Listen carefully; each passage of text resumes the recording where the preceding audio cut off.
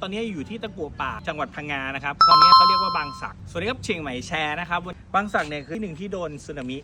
พัดมาจากแบบฝั่งนู้นไกลมากหลายกิโลมากเลยนะครับแล้วก็มาถึงนี่เนาะแล้วก็เรือที่ตรวจการอยู่ในทะเลถ้าจำไม่ผิดนะขอโทษด้วยถ้าเกิดข้อมูลไม่ได้ก็คือ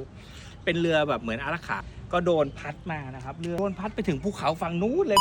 โดนพัดไปถึงภูเขานู้นเลยนะแล้วตอนน้ำลงเนี่ยเรือก็ลงมาด้วยแล้วก็มาค้างอยู่ตรงนี้นะครับนี่ก็เหมือนเป็นอนุสาวรีย์ที่แบบระลึกถึงโศกนาฏกรรมตอนสึนามินะครับ